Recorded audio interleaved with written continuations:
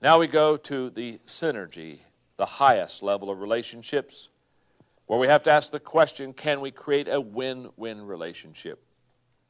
4 people principles. Number 22, the boomerang principle. When we help others, we help ourselves. Or as Andrew Carnegie said, no man becomes rich unless he enriches others. The question I must ask myself is, do I experience a return when I help others? Too many times people approach life like a slot machine. They want to put as little in as possible and hopefully get a lot in return. There are 3 types of people I've noticed. There are, number 1, takers. Now, takers receive and never give. Many people focus on themselves and rarely go out of their way to do anything for others, and such people are takers. They worry only about what they can get, and they're never satisfied. Then there are traders. Receive and then give. Some people focus on keeping score. They are willing to give, but their primary motivation isn't to help others. They see relationships as an exchange. Often they give because they think they owe something to someone who has helped them, and they desire to make things even. Number 3, investors. They give and then receive. In the third group, people focus on others. They give first and then they receive something if something is offered in return. They believe that success comes from being helpful, caring, and constructive. They desire to make everything and everyone they touch better, and they understand that the best way to accomplish that is to give of themselves. Ironically, by possessing an agenda to give first, they are the ones who most often experience the synergy of a win-win relationship. So what do investors do? 1, they think others first. And 2, they don't expect short-term gain. And number 3, they invest in people with potential. Let me just stop here for a moment. In 1995, I spent 6 months making a list of 10 people that I would invest in. It took me quite some time to settle in on those that I should really do this with. To be honest with you, I took a spiritual route and I did some prayer. But I also just tried to observe and tried to find people that I especially thought had greater potential than me, that if I would serve them and if I would just invest in them, the return would be pretty huge. And I determined that I would never tell them that they were on my list. I would just invest in them. I can tell you, I started that in 1995. The list has somewhat changed. Of the 10 that I started off with, there are 4 still on the list. But through the process of time, some I helped for a period of time, and then I felt that I had invested in them as much as I could to help them in the areas that I could help them in, and many of them have gone on to do just tremendous things. And so I would add, as I would drop one off, I would add another one. 10 people. They to this day don't know. They never will. The satisfaction is in me knowing that I'm giving, expecting nothing in return. And then as I watch them do well, the reward is amazing. Now, they're not doing well just because of my investment. In fact, to be honest with you, most of them are very confident they would do well without my investment. But they're doing better because of my investment. And I know that. That's what I'm talking about in this whole issue of investing in people. If you do those 3 things, think of others first, don't expect short-term gains, invest in people with potential. Number 4 is bound to happen. You will enjoy a return in due season. That's a fact. Poet Edwin Markham wrote, "There is a destiny that marks us as brothers.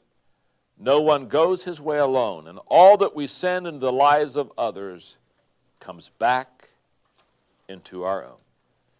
People principle number 23 is the friendship principle. And the friendship principle says, all things being equal, people will work with people they like. All things not being equal, they still will. Thoreau said, "The most I can do for a friend is simply be his friend." And the question that I must ask myself, am I a friend to the people I work with? There are 4 levels of business relationships. As soon as you understand the way that relationships affect business, you begin to realize that all business relationships are not created equal. As I have studied the subject, I have focused and I have discovered that there are 4 levels. Number 1 is people knowledge. Your understanding of people helps you build your business. In the introduction of this book, I discussed the importance of people skills and business relationships. They are absolutely essential to success. All the product knowledge in the world won't help someone without people skills, nor will technical expertise, nor will the ability to build a brilliantly efficient organization. If individuals don't possess people skills, they very quickly hit a ceiling in their effectiveness. People knowledge. But number 2 is service skills. Your treatment of people helps build your business. Barry Gibbons, the author of This Indecision is Final, maintains, between 70 and 90% of decisions not to repeat a purchase of anything are not about product or price. They are about some dimension of service, of the service relationship. Number 3 is business reputation. Your reputation for relationships helps you build the business. Howard Hodgkin said, "Whatever business you're in, you are in the business of relationships. That's why your reputation is your greatest asset." And then number 4, personal friendship. Your friendship with others builds your business. The highest level of business relationships is reached when people like your business, but more important, they like you. When there's a heartfelt personal connection to another person, it becomes stronger than any other kind of business bond. That's why I say, all things being equal, people will work with people they like, and all things not being equal, they still will. Friendship is the difference maker. During the war in Vietnam, General William Westmoreland was reviewing a platoon of paratroopers, and he would go down the line and he'd ask them the same question, "How do you like jumping?" And they would say, "Love it, sir." And he just got the same greatest experience of my life, sir. And he just kept getting these wonderful positive things about parachuting. And he came down the line and finally came to a soldier and asked him the question, "How do you like jumping?" And he said, "I hate it, sir." And then the general said, "Well, then why do you do it?" And he said, "Because I want to be around the guys who do it, sir." It's the whole relationship factor. All things being equal. People will do business with people they like. All things not being equal, they still will. Number 24. People principle number 24. The partnership principle. Working together increases the odds of winning together. Or as tiny Mother Teresa said, "You can do what I cannot do, and I can do what you cannot do. Together we can do great things." And the question you must ask yourself, are others better off because of their partnership with me? And my journey to understanding the partnership principle begins like this. Number 1, I want to make a difference. Like many people, I started out in what I call the self stage. My focus was on me and what I could do. That's not to say I was doing anything wrong. My motives were positive. It's just that my perspective, along with my effectiveness, was so limited. Then I went to stage 2. I want to make a difference with people. When I began to look at myself, I discovered that I could go farther and achieve more when others joined me on their journey. And as a result, I wanted to take everybody with me. It didn't take long for me to realize that was a mistake, and here's why. Not everyone should take the trip. Passion Have you ever worked with people who said that they were on board with you and believed in what you were doing to accomplish, yet you kept having to talk them into doing their part? Those people have no passion for their work. They may want to take the ride, but they have no interest in pedaling. Take them on and you will wear yourself out. Not everyone wants to take the trip. That deals with attitude. Some people just don't believe in you or what you're doing. That doesn't mean you're wrong, or it doesn't make them wrong. It just means you shouldn't try to take them with you. Not everyone can take the trip. Ability. The difference between a partnership, this is a great statement. The difference between a partnership and a rescue mission is capacity. Some people may want to make a difference, but they have no ability to affect what you're doing. You cannot afford to partner with someone with who there is no fit. The main lesson I learned during this phase is that I should try to build relationships with everyone, but I should forge partnerships with only a few. So I've gone from I want to make a difference to I want to make a difference with people to number 3. I want to make a difference with people who want to make a difference. English statesman Henry Van Dyke observed, in the process of personality, first comes a declaration of independence, then a recognition of interdependence. Number 4, I want to make a difference with people who want to make a difference doing something that makes a difference. Only at this stage in my life have I entered what I call the significant stage. I have many rewarding relationships, partnerships, and together we are doing many things that are making a positive impact by helping others. I can't imagine anything more rewarding. Rabbi Harold Kushner remarked, "The purpose of life is not to win. The purpose of life is to grow and to share." When you come to look back on all that you have done in life, you will get more satisfaction from the pleasure you have brought into other people's lives than you will from the times that you outdid and defeated them. I believe that to be true. Not too long ago, about 10 years ago, I crossed an important line in my life, where one day I awakened to the fact that the success of others and what I can contribute to their success is more meaningful to me than my own personal success. That's the day that I changed my definition of success. And I began to understand that success for me is not personal success, but success for me is adding value to others and watching them be more successful. Now, what I understand about this journey, and what I understand about partnership is very simple. Life is very short, and it's difficult to accomplish significant things without others. So the quicker you and I understand the value of partnership, and we look at others to complete us instead of others to compete with us, all of a sudden, life begins to take on a whole new dimension, and it begins to compound immeasurably. I have a nonprofit organization called Equip. We're right now training 1 million leaders internationally. We're in Asia, Africa, getting ready to launch Europe. And I have these people who every 6 months go out and train and develop them and go to these international areas and take workbooks and spend 2 days and teach them. It's an incredible, incredible journey. And we train them, and then we give them 25 workbooks on leadership, and they go train 25 people. So every time if we teach to 1,000, we're really teaching to 25,000. And we not only give them the workbooks, but we give them another leadership book and begin to develop their library.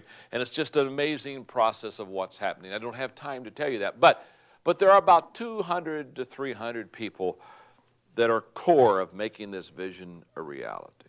Amazing, isn't it? 250 people, the core and responsible for training 1 million. And I have on this finger a ring that my wife designed, a special ring. It's called a 1 Million Leader Mandate ring. It's got the picture of the globe on the front of it. because the world is our mission and training leaders is our passion. And those 250, when we finish completing training 1,000,000, we're going to go on a cruise together. We're going to spend a week. And it's in that setting one night, my wife and I will take these rings and we'll give it to every person that's on this mission with us. And then we'll break the mold so there'll never be a ring like it. Partnership. I can tell you this. You can do it alone if you want to, but it's not near as much fun. And if you do it by yourself, you won't be near as effective. People principle number 25. The satisfaction principle. The satisfaction principle basically says, in great relationships, the joy of being together is enough. In fact, a joy shared is a joy doubled. And the question I must ask myself is, do my closest friends enjoy just being with me? Jack Benny and George Burns were very good friends, and here's what George Burns said of his friend Jack Benny. Jack and I had a wonderful friendship for nearly 55 years. Jack never walked out on me while I sang a song, and I never walked out on him when he played the violin. We laughed together, we played together, we worked together, we ate together. I suppose that for many of those years, we talked every single day. I think all of us would love to have a relationship like Benny and Burns, or like that of an older married couple that we've met. But how do we get there? The foundation is built upon all the previous people principles in this book. A lasting relationship begins as a healthy relationship.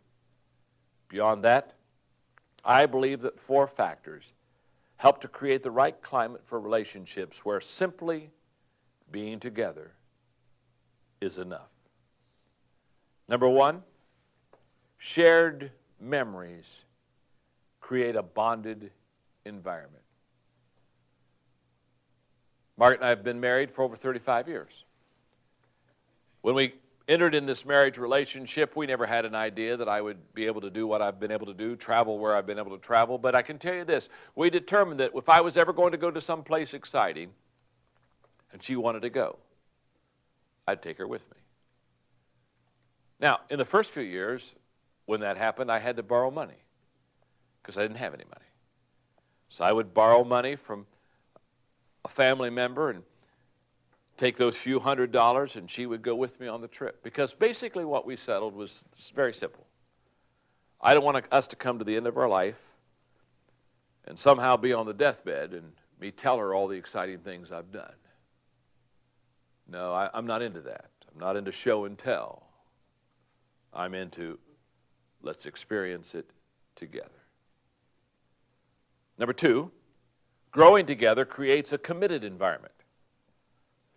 Beginnings and endings are often much easier than the hard work of sustaining relationships. Why? Beginning relationships possess the excitement of starting together. Continuing relationships possess the commitment of sticking together. But lasting relationships possess the joy of staying together.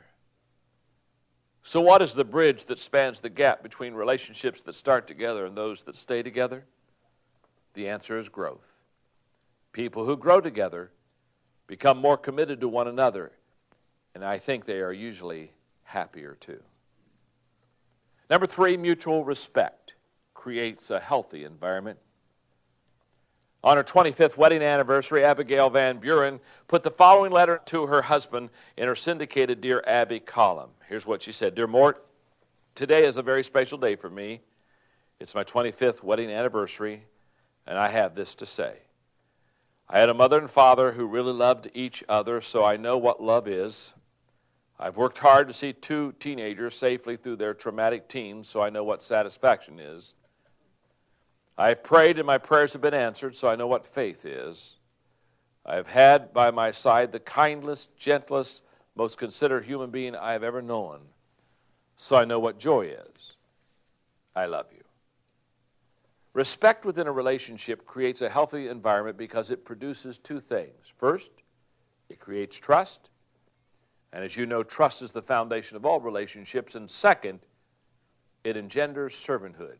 People almost can't stop themselves from helping and serving someone they deeply respect. As Albert Einstein said, only a life lived for others is worthwhile. Number 4, unconditional love.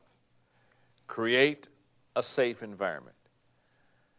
Children's author Dinah Marie Murlock wrote, "Oh, the inexpressible comfort of feeling safe with a person, having neither to weigh thoughts nor measure words, but to pour them all out just as they are, chaff and grain together, knowing that a faithful hand will take and sift them, keep what is worth keeping, and then with the breath of kindness, blow the rest away." When somebody loves you with no strings attached and no personal agenda, it is the most freeing thing in the world. It creates a safe environment wherever you are. It's just like I was on the plane the other day and Margaret was traveling with me, and somebody asked me, said, "Where's home for you?" Because they surmised I travel a lot. I pointed over to Margaret and I said, "Wherever she is. That's where home is. Now we have a house, but if I'm just with her, I'm home." I feel very fortunate to have Margaret. I tell people all the time that the greatest decision I ever made was to ask her to marry me. I think about that daily, and I try to tell her as often as I can. And on Valentine's Day, 2004, I wrote her a note reflecting on our relationship, and she's given me permission to share it with you. Margaret, it was about this time 40 years ago that we started dating. Although each year seems to be going by quicker than the previous one, our lives have been filled with memories. At 56, I have forgotten many, but the special ones are still today very real to me. I ask myself, were the memories special because of what we did or because we experienced them together? The answer is both. The specialness was greater because we were together. When we are apart, I look forward to our telephone time each evening. It's the highlight of my day. Why? It's because we both share our list of things that have happened to us that day. No, it's because we are once again together. I can well remember the anticipation I felt when we were courting as I drove from Circleville to Chillicothe for a date night with you. I could hardly wait. The years have not diminished the anticipation to once again see you after I've been gone. That's why I call you as I leave the airport on my way home. Margaret, the joy you display when you see me again has stayed strong over all these years. Every time I call, you answer the phone with the same excitement that expresses to me that I'm loved. I'll never forget the time you sold some of your Ohio State textbooks and bought a bus ticket so that you could surprise me and we could have an evening together, or the time you traveled from Nepal to Delhi to spend an extra night with me. Those extra efforts to be together are what have made our marriage so successful. A relationship never stays the same. It either grows closer or apart. 40 years after ours began, we still like to be together. Let's take a walk to the mailbox. Love, John. Final review of the people principles for winning with people. The readiness question. Are we prepared for relationships? And I shared with you people principles that help you get prepared for those relationships. Then there was the connection question. Are we willing to focus on others? And we talked about the fact that after we fix ourselves, only then can we begin to focus on others. Too many times we focus on others and have never fixed ourselves first. Then comes the trust question. Can we build mutual trust? It's essential in the relationship because without trust, relationships can never flourish. Once we realize that we can connect, we can trust, then comes the investment question. Am I now willing to invest in this relationship and not make it 50-50, but give it 100%, being the first to be the giver, knowing that as I give, things will return back. And then finally, the highest level of relationships is when synergy appears. And there's a win-win relationships that really, to be honest with you, makes both of us better than we are ourselves. Done correctly, the value compounds. And when I wrote the book, Winning with People, here's what I know. If you'll take those people principles, apply them to your life, I would suggest taking one a week for 25 weeks. I would suggest reading the book and then saying, okay, I'm going to, this week, work on principle number 1. And in all of your relationships, see how it fleshes out. And at the end of the week, give yourself a score from 1 to 10. Don't be discouraged if your score is a little low. It's okay. You've got to know where you are and define reality before you can fix anything in your life. It's okay. Relax. But the reason I say one people principle per week is if you really focus on that people principle, I will promise you this.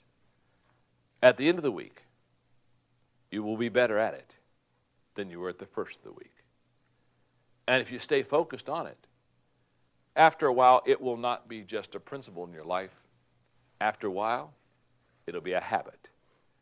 And when you have developed habits out of these people principles, it is a fact. You will learn to win with people. Thank you very much.